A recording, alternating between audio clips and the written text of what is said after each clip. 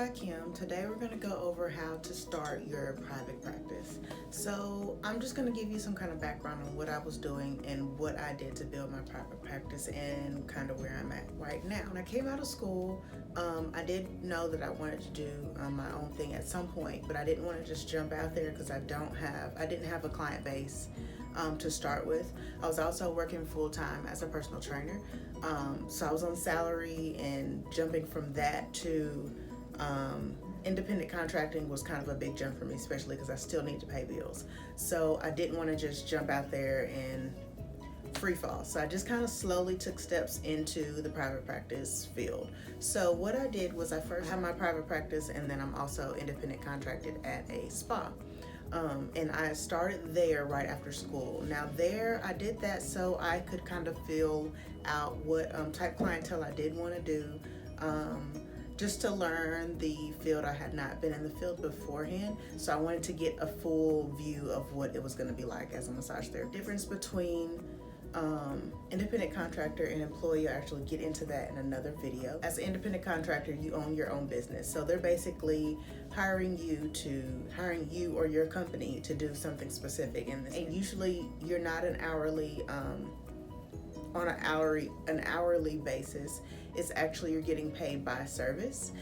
Most time you are doing it with percentages, so you get a percentage of what they make off of what they charge their clients.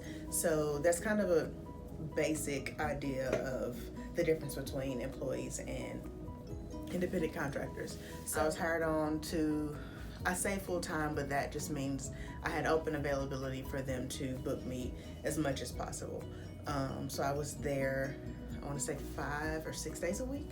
And then you say that you're there 5 or 6 days a week, but you're not really, you only come in when you have sessions. So if you are to be booked maybe 1 or 2 that day, your availability is from open to close, but you're not necessarily there from open to close unless you're fully booked on that day, if that makes sense. So I went there and I learned how to do front desk. I personally wanted to learn how to do front desk so I can know how and what skills to pull and carry over to my private practice.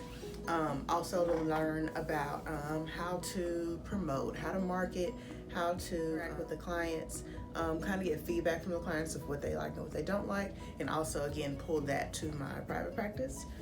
So I did learn body treatments. I learned different modalities as well, and I learned how to integrate them into different sessions, how to charge, what to upcharge for, that type thing. So that kind of helped me, and I pulled all of that into my private practice. So there is something called non-compete clause, and that is that I am, as an independent contractor, are not allowed to pull clients from one business to my own personal business. So if your clients find you, to my knowledge, that is okay, but you cannot tell them, hey, come to my private practice here, because they weren't initially under you. If they follow you personally, then they most likely will follow you wherever you go. You do come across clients that are like that. They want to know if you happen to leave, where are you going. In that case, again, if they find you, you're not breaking that contract.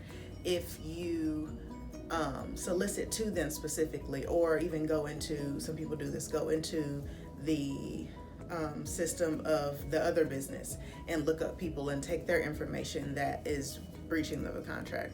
I do is I use my social media bases more so for business. So if anyone follows me or knows my name or my business name, it's easy to find where I am located. And I usually do more so promoting for my private practice, but I do know that I have clients that are not in the same cities, so I usually leave it to them to go to either this location or that location. I keep my prices the same both places, so it's not like I'm stealing clientele, or they can get a deal if they come to me over here. I didn't want to kind of do that, especially because I'm still at both places, so I didn't want to mess with my regular checks and regular clients that I get out there just to bring them here. So yeah, I kind of keep the prices the same on both sides. Oh, so other treatments. So I did there are things that I do there that I can't do here just because, and I mean here as in my private practice, just because we don't have, I'm only in one room. So I do offer hot stone here. I do offer like clinical type massages. I do offer prenatal massages. But things like the body treatments that are offered at my other location, well, not my other location, but body treatments that are offered at the location I'm independent contracted, they have a full treatment room, and I learned how to do those type things, but I have not yet figured out how to offer those type treatments, like as in body treatments, here in the location that I'm at now. As far as location, I have jumped from 3 different locations, and that's just kind of based off of what I found in the area, and then what's in my price range. Usually renting out someone else's room on the days they're not there, and that's pretty typical.